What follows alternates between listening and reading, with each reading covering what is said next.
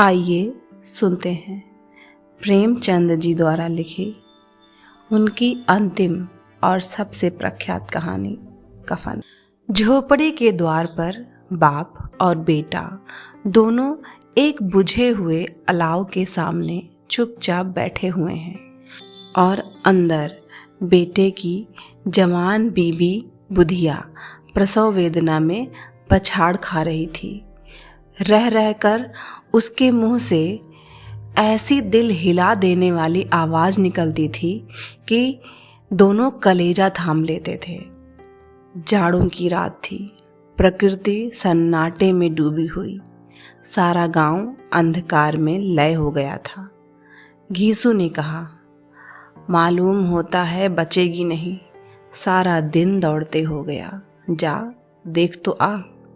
माधव चिढ़कर बोला, मरना ही है तो जल्दी मर क्यों नहीं जाती, देख कर क्या करूं। तू बड़ा बेदर्द है बे, साल भर जिसके साथ सुख चैन से रहा उसी के साथ इतनी बेवफाई। मुझसे तो उसका तड़पना और हाथ पांव पटकना नहीं देखा जाता। चमारों का कुनबा था और सारे गांव में बदनाम। घीसू एक दिन काम करता तो 3 दिन आराम करता। माधव इतना कामचोर था कि आध घंटे काम करता तो घंटे भर चिलम पीता, इसलिए उन्हें कहीं मजदूरी नहीं मिलती थी। घर में मुट्ठी भर भी अनाज मौजूद हो तो उनके लिए काम करने की कसम थी। जब 2-4 फाके हो जाते तो घीसू पेड़ पर चढ़कर लकड़ियां तोड़ लाता और माधव बाजार से बेच लाता, और जब तक वह पैसे रहते दोनों इधर उधर मारे मारे फिरते। गांव में काम की कमी न थी, किसानों का गांव था, मेहनती आदमी के लिए 50 काम थे, मगर इन दोनों को उसी वक्त बुलाते जब 2 आदमियों से एक का काम पाकर भी संतोष कर लेने के सिवा और कोई चारा न होता।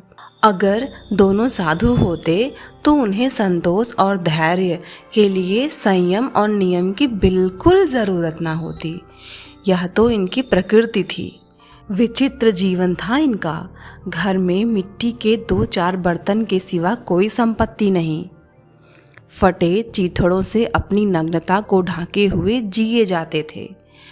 संसार की चिंताओं से मुक्त, कर्ज से लदे हुए, गालियां भी खाते, मार भी खाते, मगर कोई गम नहीं। दीन इतने कि वसूली की बिल्कुल आशा न रहने पर भी लोग इन्हें कुछ ना कुछ कर्ज दे देते थे।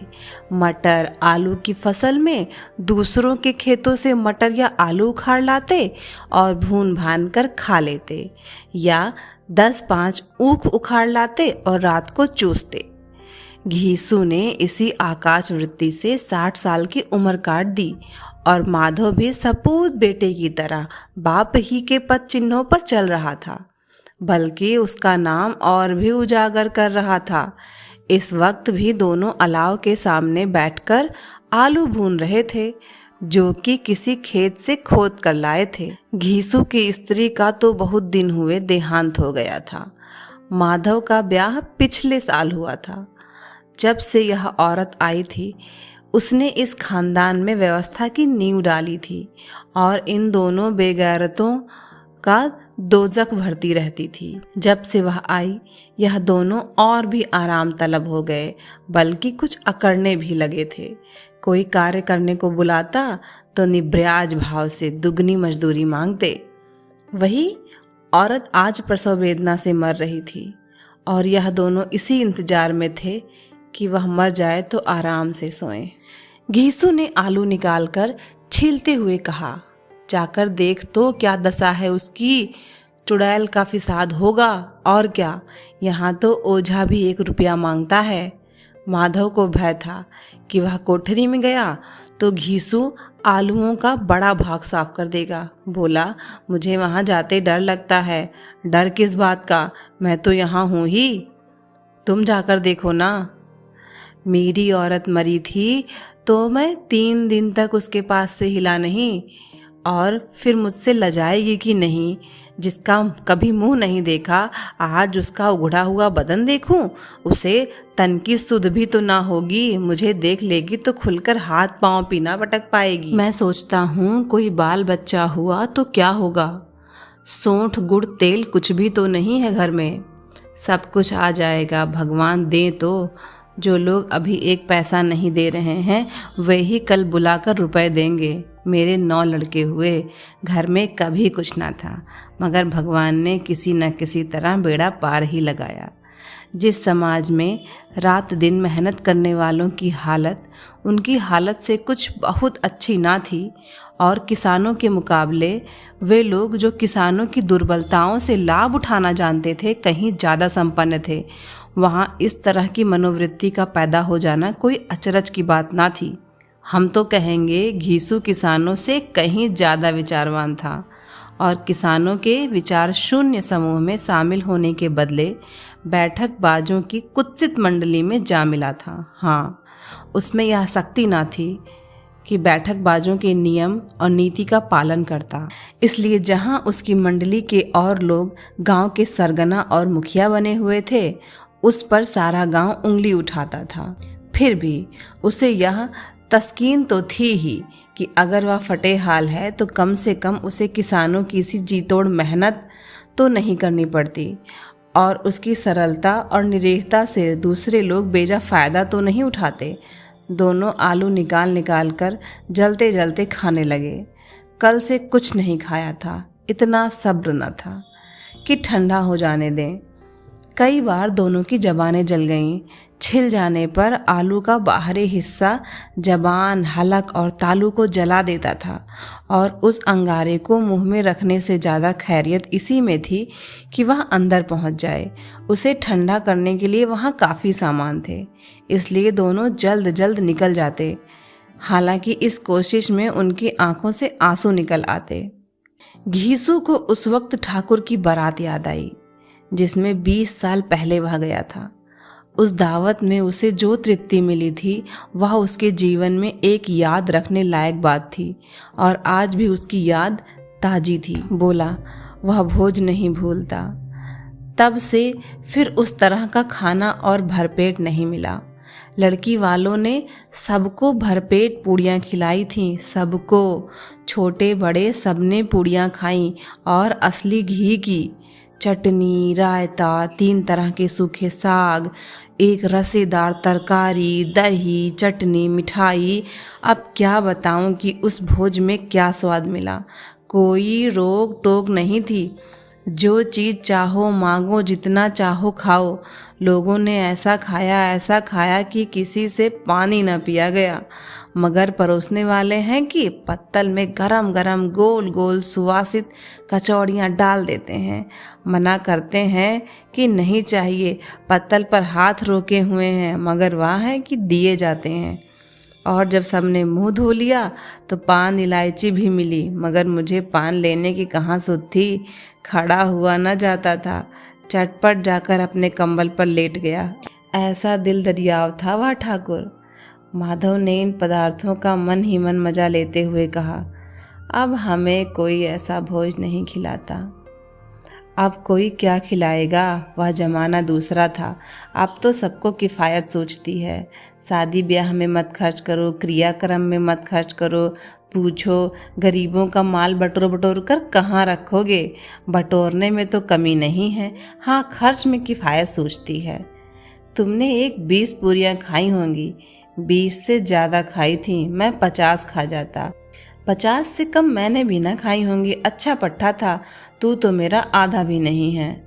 आलू खाकर दोनों ने पानी पिया और वहीं अलाव के सामने अपनी धोतियाँ ओढ़कर पाँव पेट में डाल सो रहे, जैसे 2 बड़े बड़े अजगर गेंडुलियाँ मारे पड़े हों, और बुधिया अभी तक कराह रही थी। सवेरे माधव ने कोठरी में जाकर देखा तो उसकी स्त्री ठंडी हो गई थी। उसके मुख पर मक्खियाँ भिनक रही थी, पथराई हुई आंखें ऊपर टंगी हुई थी, सारी देह धूल से लथपथ हो रही थी। उसके पेट में बच्चा मर गया था। माधव भागा हुआ घीसू के पास आया। फिर दोनों जोर जोर से हाय हाय करने और छाती पीटने लगे। पड़ोस वालों ने यह रोना धोना सुना तो दौड़े हुए आए और पुरानी मर्यादा के अनुसार इन अभागों को समझाने लगे, मगर ज़्यादा रोने पीटने का अवसर न था। कफन और लकड़ी की फिक्र करनी थी। घर में तो पैसा इस तरह गायब था जैसे चील के घोंसले में मांस। बाप बेटे रोते हुए गांव के जमींदार के पास गए। वह इन दोनों की सूरत से नफरत करते थे। कई बार इन्हें अपने हाथों से पीट चुके थे। चोरी करने के लिए, वादे पर काम पर ना आने के लिए। पूछा, क्या है बे घिसुआ, रोता क्यों है? अब तो तू कहीं दिखलाई भी नहीं देता, मालूम होता है इस गांव में रहना नहीं चाहता। घीसू ने जमीन पर सिर रखकर आंखों में आंसू भरे हुए कहा, सरकार, बड़ी विपत्ति में हूँ। माधव की घरवाली रात को गुजर गई। रात भर तड़पती रही सरकार। हम दोनों उसके सिरहाने बैठे रहे। दवा दारू जो कुछ हो सका सब कुछ किया, मुदा वह हमें दगा दे गई। अब कोई एक रोटी देने वाला भी ना रहा मालिक, तबाह हो गए। घर उजड़ गया। आपका गुलाम हूँ। अब आपके सिवा कौन उसकी मिट्टी पार लगाएगा? हमारे हाथों में तो जो कुछ था वह सब दवा दारू में उठ गया। सरकार ही की दया होगी तो उसकी मिट्टी उठेगी। आपके सिवा किसके द्वार पर जाऊं? जमींदार साहब दयालु थे, मगर घीसू पर दया करना काले कंबल पर रंग चढ़ाना था। जी में तो आया कह दे, चल दूर हो यहाँ से, यूँ तो बुलाने से भी नहीं आता। आज जब गरज पड़ी तो आकर खुशामद कर रहा है, हरामखोर कहीं का, बदमाश। लेकिन यह क्रोध या दंड देने का अवसर न था। जी में कुटते हुए 2 रुपए निकाल कर फेंक दिए, मगर सांत्वना का एक शब्द भी मुंह से ना निकला।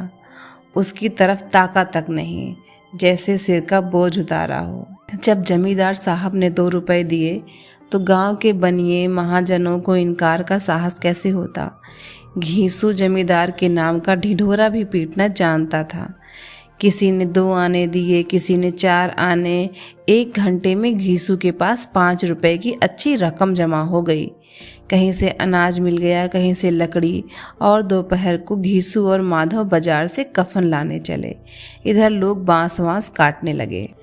गांव की नर्म दिल स्त्रियां आ आकर लाश देखती थीं और उसकी बेकसी पर 2 बूंद आंसू गिराकर चली जाती थीं।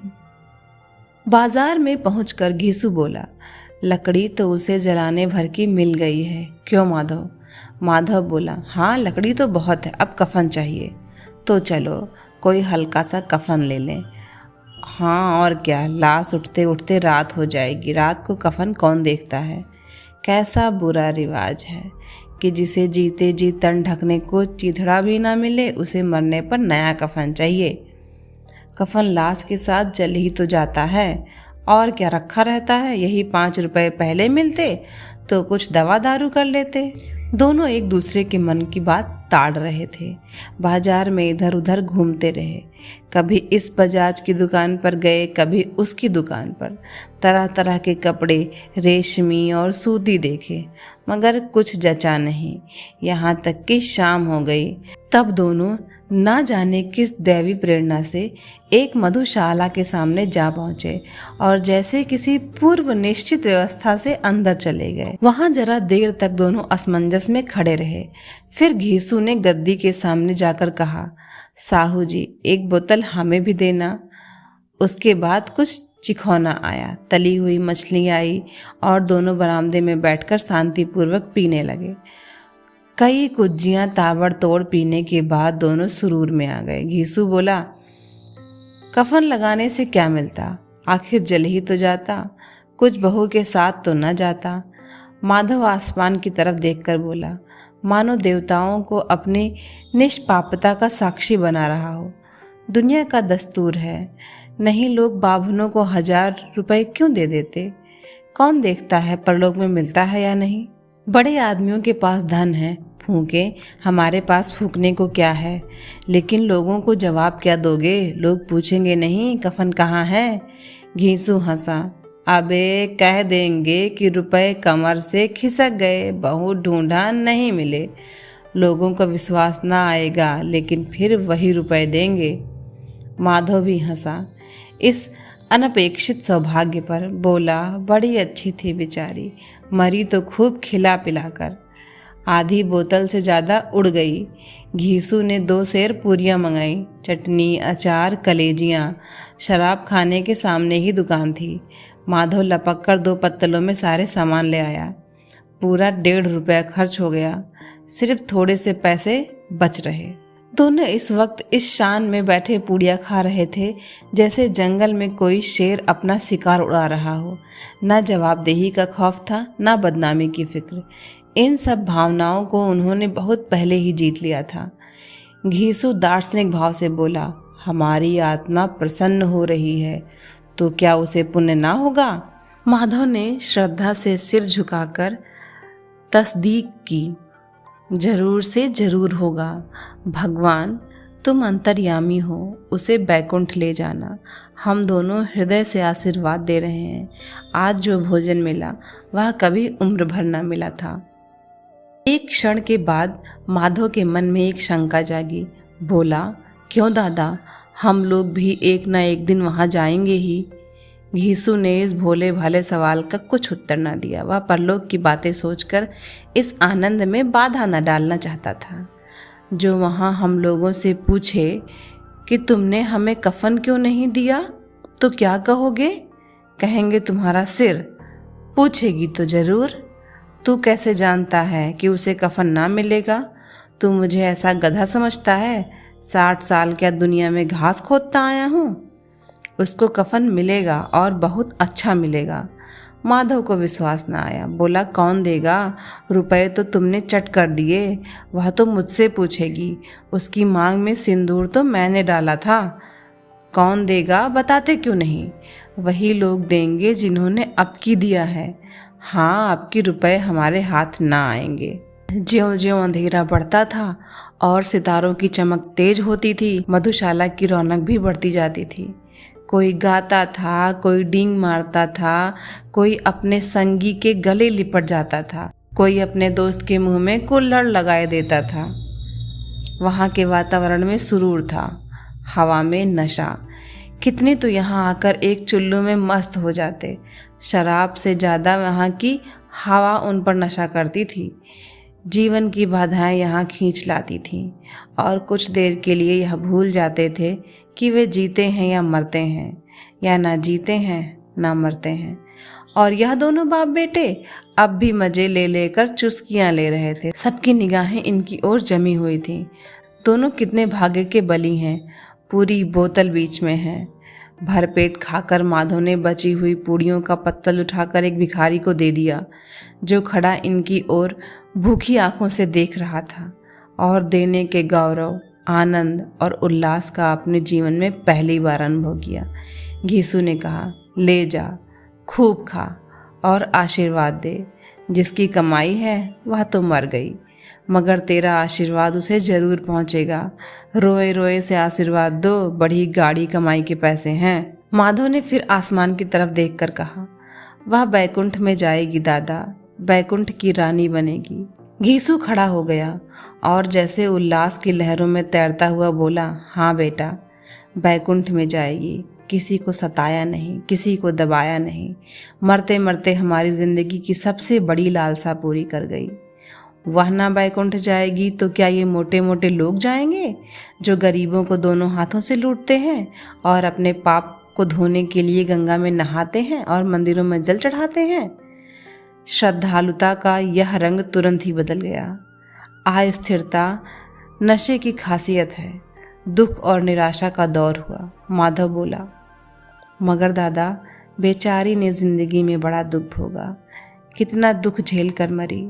वह आंखों पर हाथ रखकर रोने लगा, चीखें मार मार कर। घीसू ने समझाया, क्यों रोता है बेटा, खुश हो कि वह माया जाल से मुक्त हो गई, जंजाल से छूट गई। बड़ी भाग्यवान थी जो इतनी जल्द महामाया के बंधन तोड़ दिए। और दोनों खड़े होकर गाने लगे, ठगनी क्यों नैना झमकावे ठगनी। पियक्कड़ों की आंखें इनकी ओर लगी हुई थीं और यह दोनों अपने दिल में मस्त गाए जाते थे। फिर दोनों नाचने लगे, उछले भी, कूदे भी, गिरे भी। मटके भी, भाव भी बताए, अभिनय भी किए और आखिर नशे में मदमस्त होकर वहीं गिर पड़े। कैसी लगी ये कहानी कमेंट बॉक्स में ज़रूर बताइएगा।